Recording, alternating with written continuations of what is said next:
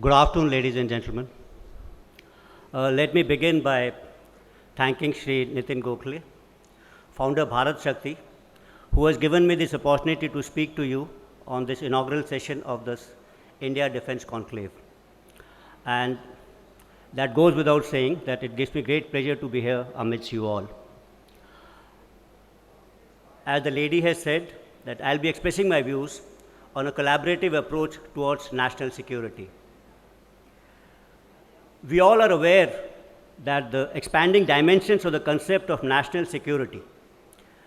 In this new paradigm, conventional threats are only a larger part of the challenges that face a nation and needs to be addressed under the whole ambit of national security. When we look at national security, a state would be looking at a range of traditional and non-traditional threats that impinge upon the security of the state. However, it is equally important to understand as to what a state is attempting to secure. In my view, we are looking at three important things which constitute a state. First is the territory that defines a state.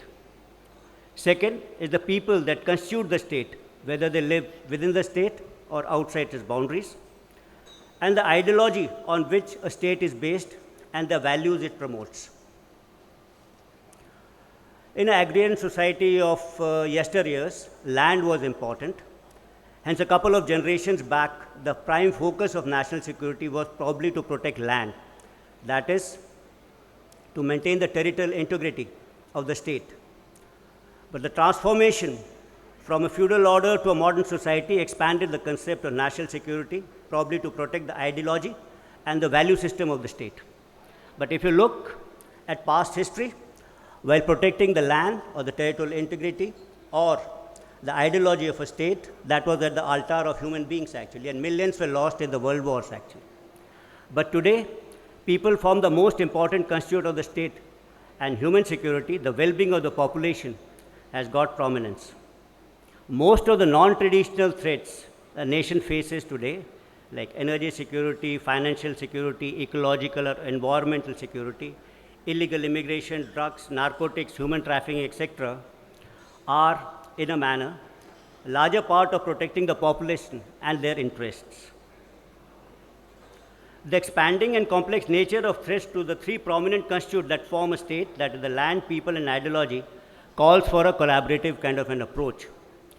This collaborative approach is encapsulated in the concept of DIME, where diplomatic, informational, military, and economic elements of a nation power are used to provide comprehensive national security. But if we look at a larger level, then the security of a state should be the responsibility of the citizens which constitute that state, and it should be the responsibility of each and every citizen. So in the current context, if we see, there are a large number of civil society organizations, think tanks, etc., which are also concerned and work towards the security of the state. The Bharat Shakti platform, run by Shri Nitin Gokhale, is one such example, involving all citizens of the state in national security architecture. It's a utopian kind of an idea, but increasingly we find that large number of columnists, writers, thinkers expressing their views on national security, which some manner or the other aids towards national security. Hence, a collaborative approach for national security in future would expand beyond the concept of DIME, where the formal structures of the government, that is diplomatic, military, informational, and economic, would get mixed with, say, quasi-government or a right-thinking private enterprises, all fusing their efforts towards national security. So where does that leave the formal structures which the government has created for providing its security? In my view, these formal structures and organizations are not only responsible, but actually would be accountable when the time comes. So that is a big difference between these formal structures and otherwise. Otherwise, this expanding concept of national security will involve larger than the formal structures. Having spoken about the expanding scope of national security and the need for a collaborative approach, it would be not out of place to put India's defense conclave in context, especially from the point of view of the conventional challenges that India faces and mitigation strategies. India's security challenges, especially in the domain of conventional threats, are shaped by a number of factors. The geography of a nation, the history of evolution of our borders, the emerging geopolitical environment, and the rapid advances in technology.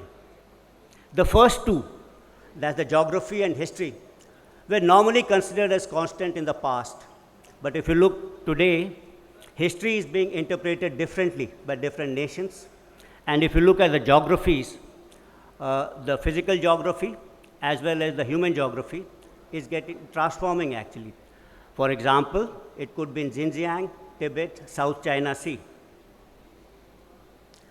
Geopolitical environment and technologies, they are by nature subject to change. But what is probably catches us off guard is the current speed at which they are changing.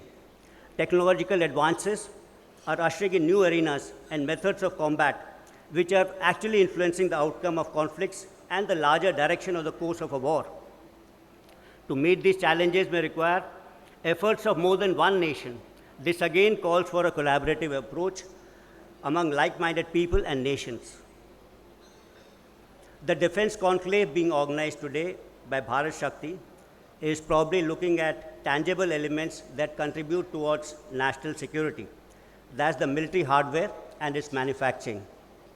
Well, we all are aware that in defense manufacturing, the government is looking at self-reliance and Atmanirbharta. Both these words have a special meaning. In self-reliance will only come when we know about self, that is the oneself.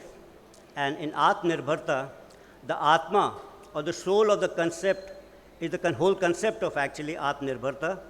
And it's around this soul that the metaphysical word of the human being revolves. India's strategic autonomy, or the freedom of choices which it exercises, can only be fulfilled if we are able to reduce foreign dependency. But Make in India, or Atmanirbharta, does not mean that foreign OEMs have no place in India. Rather, they'll have to adapt to new business rules or models.